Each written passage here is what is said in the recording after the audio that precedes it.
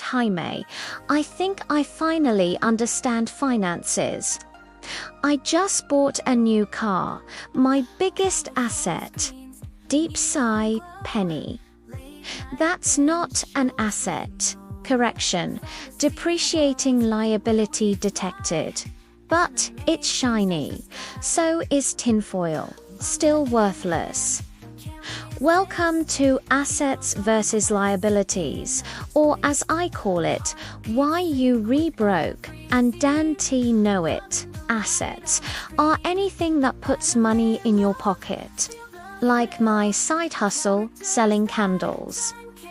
Exactly, if it makes you money, it's an asset. Think of a little money machine that just keeps printing cash for you, day in and day out.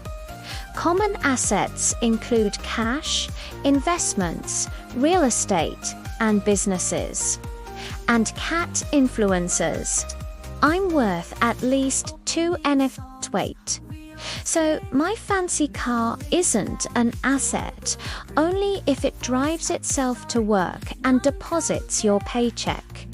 Otherwise, it's just a really cool-looking money vacuum. A liability is anything that takes money out of your pocket. It's the opposite of an asset.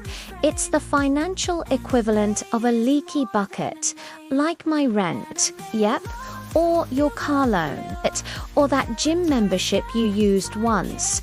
Every month, they reach into your bank account and take a little piece.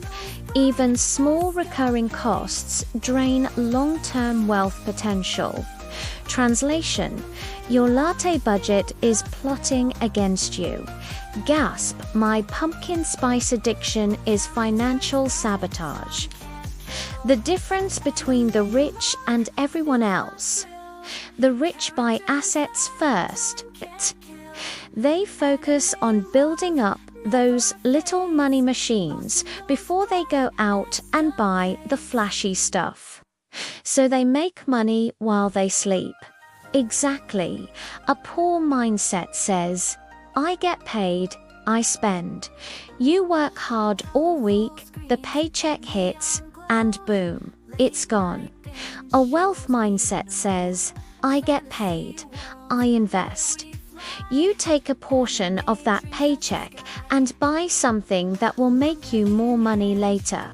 Asset accumulation increases financial resilience exponentially.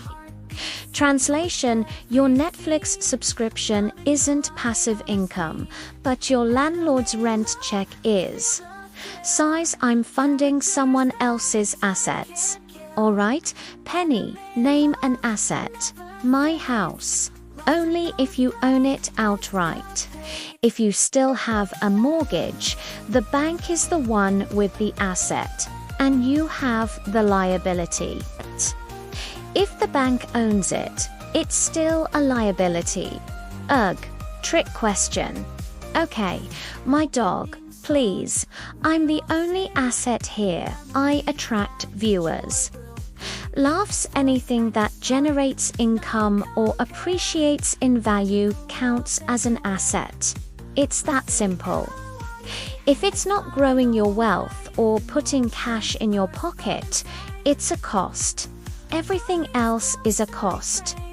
Let's break it down. Assets: stocks, bonds, rental properties, savings accounts, businesses.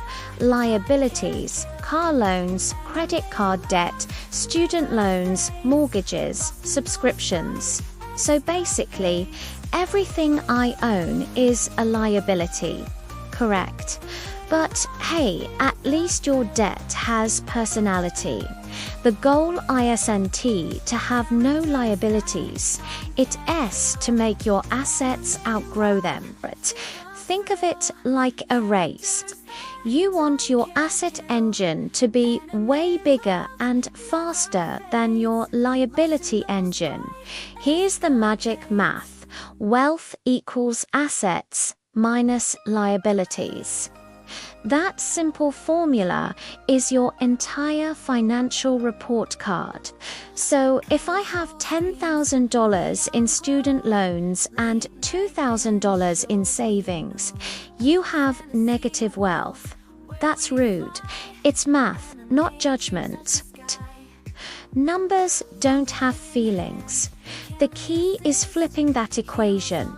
Build assets faster than you collect liabilities. That's the entire game. You can start small, invest in index funds, start a side business, or learn a valuable skill. You don't need $1 million to start building assets. You just need to start. So personal growth is an asset to correct. Intellectual capital appreciates with time. The more you learn, the more you can earn. Finally, a use for your YouTube tutorials. And every dollar saved or invested buys your financial freedom a little earlier. Each dollar is a tiny soldier fighting for your future self. Technology has redefined assets. Now you can own digital art, crypto, or even fractional real estate. The game is changing, and there are more ways than ever to own a piece of the pie. So my phone's an asset only if you use it for productivity. TikTok does not count. I'm tokenized, baby. I'm on the blockchain. Laughs, whether digital or physical. The principle is timeless assets give, liabilities take. It doesn't matter if it's a piece of land or a piece of code, the rule is the same. So, Penny, what have we learned? Assets pay you, liabilities play you. Acceptable summary. I prefer cash flow over catnip. Smiling to camera, it's not about being rich, it's about being smart with what you own. It's about building a life where your money works for you, not the other way around. I'm starting a side hustle. Alert. Possible future liability detected. And that's finance. Folks, chaos with interest. And that's a wrap on our showdown between assets and liabilities. Hopefully, your financial brain is feeling a little stronger now. If you enjoyed this financial face-off and learned something new, do us a huge favor and smash that like button. And don't forget to subscribe and ring the notification bell so you don't miss our next video. We've got plenty more financial fun coming your way. Thank you so much for watching, and we'll see you in the next one.